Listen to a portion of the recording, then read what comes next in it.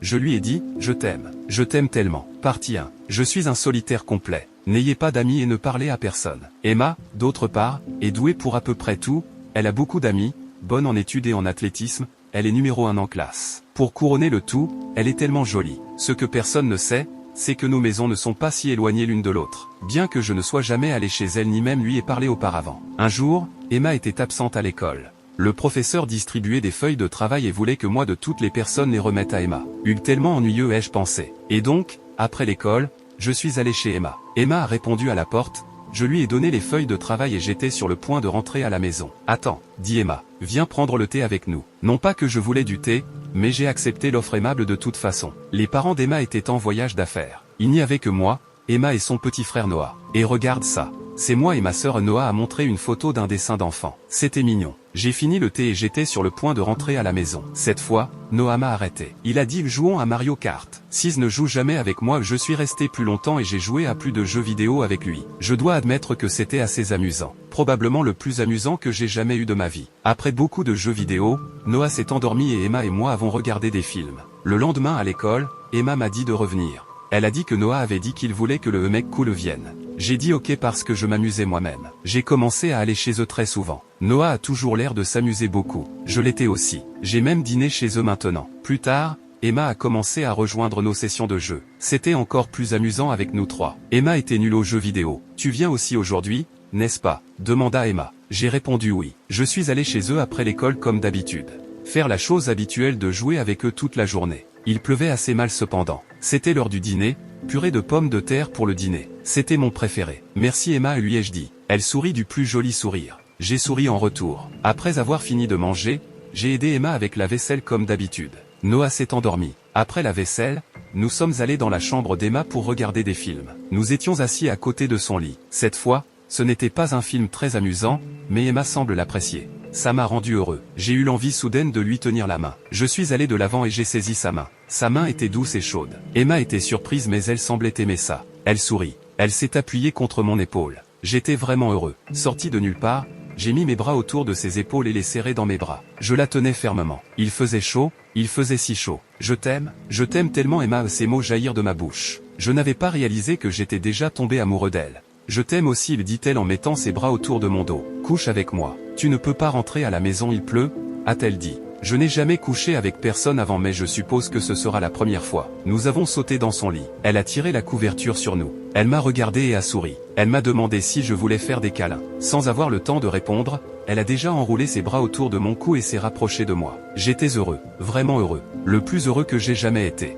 Des larmes ont commencé à couler le long de mes yeux de bonheur. Emma a mis ses lèvres douces sur les miennes et nous avons partagé notre premier baiser. J'ai ouvert les yeux. J'étais sur le lit d'Emma. Elle semble s'être réveillée avant moi. J'ai réalisé qu'elle prenait une douche. J'ai attendu devant sa chambre. Après quelques minutes, elle sortit de sa chambre. Prépare-toi à aller à l'école, Liam, m'a-t-elle dit. Au bout d'un moment, je me suis préparé à aller à l'école avec elle. Nous nous tenions la main et marchions ensemble. Et Liam, puis-je t'appeler Lia à partir de maintenant? C'est mignon, a-t-elle demandé en souriant. Je savais que c'était un nom de fille mais je ne pouvais pas refuser, j'ai dit bien sûr. D'accord alors Lia, sortons ensemble. Nous avons commencé à sortir avec des rendez-vous pendant environ 2 semaines. Nous sommes allés dans toutes sortes d'endroits, restaurants, zoos, aquariums et magasins. Nous avons pris des photos ensemble et nous nous sommes beaucoup amusés. Waouh, tellement mignon. Regardez Lia, elle m'a montré une paire d'étuis de téléphone assortis. Devrais-je les acheter pour nous? J'ai demandé. Non, tu n'es pas obligé de faire ça, ils sont assez chers, tu vois. De plus, je n'en veux pas vraiment. Elle n'avait pas l'air d'en vouloir un alors j'en ai acheté un pour nous deux. Je voulais la surprendre plus tard avec ça. Emma et moi marchions ensemble dans le couloir après les cours.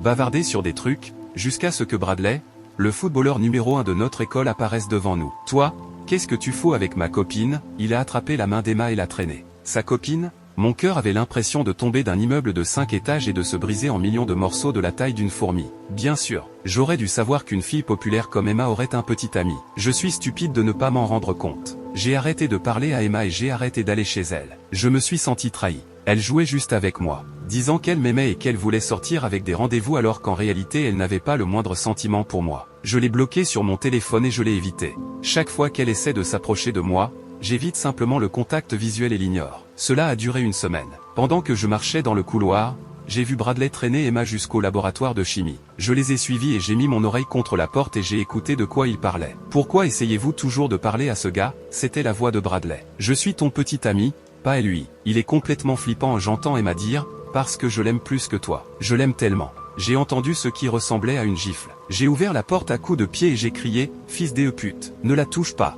Je l'ai frappé au visage mais j'étais trop faible. Il m'a frappé en retour et j'ai perdu connaissance. J'ai ouvert les yeux et j'ai vu les beaux yeux inquiets d'Emma me fixer. Je me reposais sur ses genoux. C'était assez confortable. Lia, elle a dit inquiète alors que des larmes commençaient à couler de ses yeux. Je me suis levé. Lia, je suis désolé. Je suis vraiment désolé. Je ne t'ai pas dit que j'avais un petit ami mais elle pleurait sans arrêt. Mais Bradley et moi venons de rompre, alors s'il te plaît Lia, reviens, je ne peux vivre sans toi c'est trop seul, s'il te plaît qu'au moins j'ai enroulé mes bras autour d'elle. Tu n'as pas à t'excuser. Parce que je t'aime, ai-je dit. Je t'aime aussi, je t'aime Liam. Elle s'arrêta de pleurer. J'ai sorti les étuis de téléphone de mon sac à dos et lui ai demandé lequel elle aimerait. Non tu ne l'as pas fait. Merci Lia. Je t'aime dit, elle en choisissant le bleu. Elle m'a fait un câlin, un chaud. Cette fois, cela semblait être la plus heureuse qu'Emma ait jamais été. Elle souriait d'un sourire de pur bonheur. Alors qu'il commençait à neiger, nous avons partagé notre deuxième baiser. 7 décembre. Il faisait froid, la neige tombait doucement. Je me dirigeais vers la maison d'Emma. Elle répondit à la porte. Lia, entre, dit-elle. Une voix inconnue résonna. Chérie, qui est-ce? Je suis entré et ai vu une femme grande aux cheveux bruns et aux yeux bleus. Lia, voici ma mère. Et maman, voici Liam, mon petit ami, expliqua Emma. Les yeux de la mère d'Emma s'ouvrirent grands en disant, petit ami, oh mon Dieu, entrez. Je pris place. Alors, avez-vous déjà fait quelque chose ensemble? J'entendis maman chuchoter à Emma. Tais-toi, maman, cria Emma. Je rigolais et sirotais mon chocolat chaud. Liam, quel âge as-tu? Demanda la mère d'Emma. J'ai 18 ans, mademoiselle, le même âge que votre fille. S'il te plaît, il n'y a pas besoin d'être si formel. Appelle-moi simplement maman. Noah sortit de sa chambre. Gros chou, jouons à Street Fighter. Maman l'interrompit, maintenant Noah, tu ne peux pas jouer à des jeux vidéo tout le temps, tu dois d'abord faire tes devoirs. Noah s'éloigna. Dis, Liam, pourrais-tu revenir à Noël? Demanda-t-elle. J'y réfléchis. Je pense que je serai assez occupé. Ma famille tient une boulangerie, et nous serons très occupés à cause des commandes de Noël. Mais je viendrai vous livrer un gâteau. Tu ne viens pas, Lia? Dit Emma, l'air triste. Non, malheureusement pas. Mais c'est Noël. Tu dois venir. Emma, même si je veux qu'il vienne, il sera occupé. Il a des responsabilités, dit sa mère. Emma avait l'air déçue. 13 décembre. J'étais assis sur le canapé chez moi, réfléchissant à ce que je pourrais acheter pour eux. Liu, ma cousine, Amelia, entra. Amelia a toujours eu le béguin pour moi, mais je n'éprouvais aucun sentiment pour elle. Qu'est-ce que tu fais en ce moment, Lio? Demanda-t-elle. Je réfléchis à ce que je pourrais acheter pour ma petite amie et sa famille, répondis-je pour la taquiner. Quoi? Petite amie? Depuis quand? Je pense que ça fait un mois. De toute façon, que voulais-tu, Mel? Ta mère a besoin d'aide à la boulangerie. Lia, es-tu à la maison? Emma entra. Elle regarda Mel et fut surprise. Lia, qui est cette petite dame courte? Lio, qui est cette femme stupide? Dirent-ils tous les deux en synchronisation. Emma, c'est ma cousine Amelia, et Mel, c'est ma petite amie Emma. Mel avait l'air contrariée et partie. Mel a toujours eu le béguin pour moi, dis-je à Emma. De toute façon, pourquoi es-tu ici? Demandai-je. Je voulais rencontrer tes parents, dit Emma, que j'avais présenté à mes parents. Emma décida d'aider à la boulangerie à ma place. Pendant ce temps, je suis allé chez Emma et ai demandé à sa mère ce qu'Emma aimerait pour Noël. Je savais déjà ce que Noah voulait. Puis je suis rentré chez moi et ai demandé à Noah ce que sa mère aimerait. 24 décembre, veille de Noël. Il neigeait abondamment. Je marchais vers la maison d'Emma avec le gâteau que j'avais préparé. J'ai sonné à la porte. La mère d'Emma répondit. Bienvenue, Liam, entrez, entrez. Je suis entré et ai vu un grand sapin de Noël entièrement décoré de lumière et d'ornements. Emma et Noah étaient occupés à fabriquer des maisons en pain d'épices. Lia, mangeons des biscuits, dit Emma. Ouais, mon frère, dit Noah. Désolé, mais je suis pressé. Je suis venu ici juste pour livrer le gâteau. Je suis vraiment occupé en ce moment. Alors, je vais aider aussi. Emmène-moi avec toi, Lia. Je me tournai vers sa mère. Elle hocha la tête. D'accord, alors Emma, lâche prise. Emma portait simplement un pull à capuche. Emma, tu vas attraper froid. Tiens, mets ça. J'ai enlevé ma veste et l'ai enroulée autour d'elle. Mais qu'en est-il de toi, Lia? Demanda-t-elle. Je vais bien. Nous marchâmes ensemble dans la neige froide. Emma s'arrêta soudainement. Lia, ta mère a dit que tu déménagerais en janvier, découvrit-elle. J'essayais de garder cela secret. Elle se mit à pleurer. Emma, marions-nous. Ces mots sortirent de ma bouche sans que je le sache, mais je ne regrettais pas de les avoir prononcés. Reviendras-tu vraiment? Pourrons-nous vraiment nous marier? Demanda-t-elle. Je mis mes bras autour d'elle. Je te promets que je reviendrai. Elle cessa de pleurer et mit ses bras autour de moi. sa chaleur contrastait avec la froideur de la neige. Je t'aime, Lia. 25 décembre, jour de Noël. J'avais réussi à convaincre Mel de m'aider,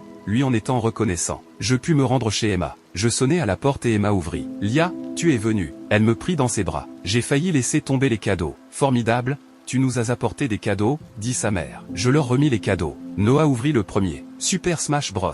Merci, mon frère, me dit-il en me serrant dans ses bras. La mère d'Emma ouvrit le sien ensuite. Mon Dieu, comme c'est gentil. Un nouveau sèche-cheveux. Merci, Liam. Emma ouvrit le sien. Elle sortit une paire de jolies pantoufles de lapin. Trop mignon. Elle me fit un câlin. Emma, irais-tu au feu d'artifice du Nouvel An avec moi, lui demandai-je. Oh oui, absolument. 31 décembre, réveillon du Nouvel An. Emma et moi sommes allés à un endroit d'où nous pouvions facilement voir les feux d'artifice. Nous nous sommes assis, nous tenant la main. Ce sera la dernière fois que nous pourrons nous tenir la main de cette manière, Lia, me dit Emma alors que ses yeux se remplissaient de larmes. Non, ce ne sera pas la dernière fois, dis-je. Je reviendrai, Emma. Alors, attends-moi. Elle hocha la tête. Au moment où les bruits forts et les éclairs lumineux des feux d'artifice commencèrent, nous partageâmes notre troisième et dernier baiser de cette histoire. 6 ans plus tard, je vivais avec ma mère loin du lieu où je suis né. J'avais maintenant 24 ans. Je n'avais pas oublié ma promesse envers Emma. Alors j'ai décidé qu'il était temps que j'aille la voir. J'ai dit au revoir à maman et pris un vol de 24 heures. Le lendemain,